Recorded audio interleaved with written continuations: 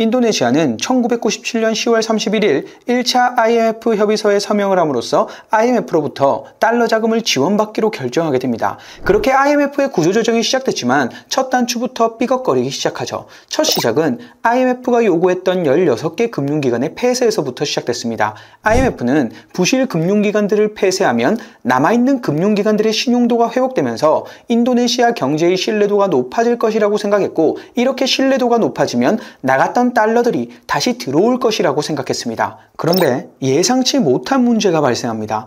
IMF의 가혹한 구조조정이 시작되면서부터 수하르토 정권하에 감추어졌던 온갖 부패들과 비리들이 속속히 드러나기 시작했던 거죠. IMF가 생각했던 것 이상으로 수하르토를 주축으로 해서 조직적으로 모든 정부기관, 금융기관과 기업들이 운영되고 있었습니다. 이러한 조직적 체제를 30년 동안 통치하면서 일궈냈다 보니 수하르토의 입김이 닿지 않는 곳을 찾는 게 더 힘들 정도였죠. 수하르토의 아들부터 시작해서 자신의 딸, 그 아들, 딸들의 친구, 자신의 친구, 친척, 그 친척의 아들, 딸들이 인도네시아 주요 산업인 석유, 전기, 자동차, 금융 모든 분야에 전방위적으로 분포해 있었습니다. 그리고 1980년대 말부터 은행 설립 조건이 크게 완화되면서 100개 정도 되던 은행 개수가 2배로 급증하게 됩니다. 이렇게 은행 수가 증가하면 증가하는 속도만큼 각종 은행에 대한 규제와 관리 감독 체제가 갖춰져야 하지만 인도네시아는 그렇지 않았습니다. 그래서 자국 내 외화 부채가 어느 정도인지도 모르는 은행들이 태반이었죠. 심지어 시장 점유율의 약 70%를 차지하고 있는 국영은행은 재무부가 장악하고 있었기 때문에 정치인이나 대통령 일가 또는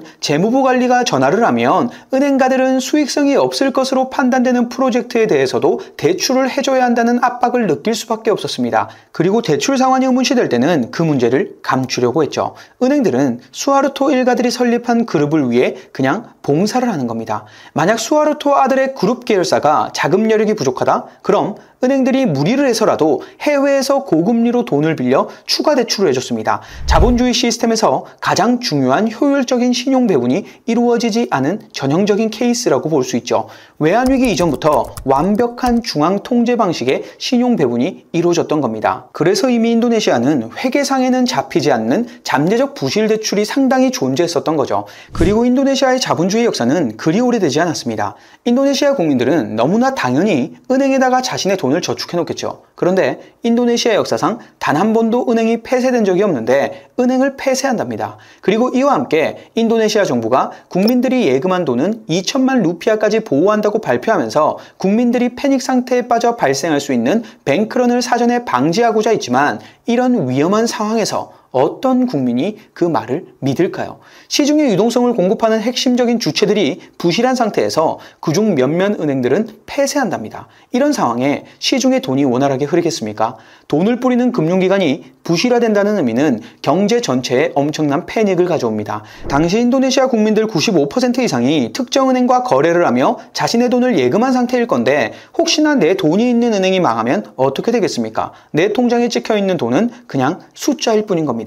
당연히 사람들은 돈을 찾기 위해서 난리가 나겠죠. 이러한 사람들이 집단적으로 예금을 인출하기 시작하면 아무리 튼튼한 금융기관들이라고 해도 당장 현금을 요구하는 고객에게 현금을 줄 수 없는 상황이 오게 되는 겁니다. 뱅크런 현상은 단순히 특정 금융기관만이 피해를 보는 것이 아니라 해당 뉴스가 급속도로 전파되면서 다른 금융기관으로 전이되고, 이로 인해 금융 시스템 전체가 붕괴될 수 있는 상황으로 이어질 수 있는 거죠. 정부가 아무리 2천만 루피아까지 보호하고 정부가 보증한다고 말을 해도 혹시 모르니 집에다 그냥 현금으로 놔두는 게 마음 편한 겁니다. IMF가 1차적으로 문을 닫게 만든 금융기관들은 전체 시장 점유율의 약 3%에 불과했지만 선정된 기준도 애매했을 뿐더러 16개 은행 중에 3개는 수하르토 일가와 직접 연관되어 있었기 때문에 국민들 입장에서는 대통령 아들은행도 폐쇄시키는데 아직 한참 남은 은행들의 운명도 얼마 남지 않았다 생각할 수 있는 거죠. 실제로 당시 뱅크런이 일어나기 시작하면서 인도네시아 금융 시스템 전체가 마비됩니다. 이 과정에서 루피아는 끝도 없이 폭락하게 되죠. 수하르토 입장에서는 IMF를 통해 자국 경제를 안정시키려 했지만 오히려 IMF 처방이 더 재앙적인 결과를 가져오게 되면서 국민의 자국민들의 불안이 증폭되기 시작하니 IMF의 처방을 거부하며 은행 폐쇄를 중단하기에 이릅니다. 그리고 구조조정 당시 아시아의 맹주라고 할 수 있는 한국이 무너지고 수하르토의 건강 악화설까지 돌기 시작하면서 루피아 가치는 계속해서 폭락했고 IMF의 공고사항을 무시하며 1998년 초에 다시 정부 예산안을 발표하며 자국 경기를 부양하려 하지만 정부가 IMF와 신경전을 하면 할수록 국내에 조금 남아있는 달러조차 국외로 유출되는 상황이 벌어집니다. 당시 루피아가 달러당 10,000루피아가 붕괴되는데 이는 곧 외채 부담을 지니고 있는 이들에게 사형 선고나 다름없었죠. 정부에게 달러 좀 달라고 아우성을 치는데 IMF 말고는 달러를 조달할 방법이 보이지 않았습니다. 이때 정부가 인도네시아 시민들이 자발적으로 달러를 루피아로 교환을 권장하는 운동인 루피아 사랑 캠페인을 시행했는데 이게 되겠습니까? 결국 또 1998년 1월 15일 IMF와 2차 재협상을 하는데 이는 1차 협정보다 더 가혹한 구조조정이었습니다.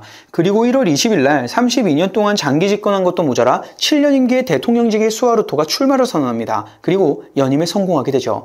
인도네시아 경제는 무너져가고 자국민들의 생존권이 걸린 물가는 폭등하고 자기 가족끼리 해먹을 것 다 해먹던 사람이 또 대통령을 한다는 게 어이가 없겠죠. 자국민들의 생존권 확보와 반독재 투쟁이 결합되면서 시위가 빈번하게 일어났습니다.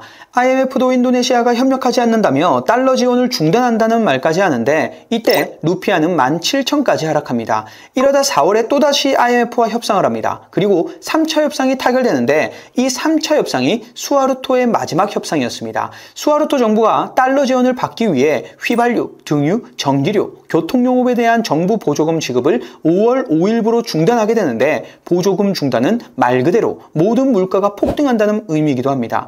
역사적으로 모든 폭동의 원인은 생필품을 비롯한 과도한 인플레이션과 세금 때문이라고 볼 수 있죠. 굶어 죽거나 맞아 죽거나 생존권이 위태로운 상태에서 독재 정권을 타도하는 시위까지 같이 벌어지니 격렬한 유혈 폭동이 확대되기 시작합니다. 유혈 폭동이 인도네시아 전역으로 확산되자 수하르토는 정부 보조금 중단 조치를 철회하고 5월 22일에 대통령직에서 하야하게 됩니다.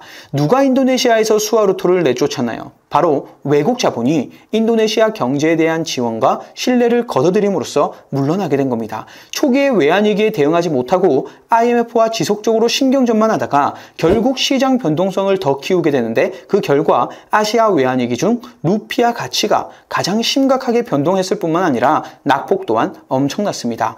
수하르토 대통령은 자신의 정치 생명을 연장하기 위해 인도네시아 화교 자본들이 이번 경제 위기의 주범이라면서 화교 자본에 대한 적대감을 표출했었는데 이때 화교 상권들 폭동으로 인해 엄청난 피해를 입게 되죠. 이렇게 인도네시아처럼 이질적인 민족들이 혼재한 나라들은 정치적 위기나 경제적 위기가 발생했을 때 서로 다른 민족 간 갈등을 일으켜서 돈 많은 소수민족을 탄압하고 억압하는 방법을 보통 사용하게 됩니다.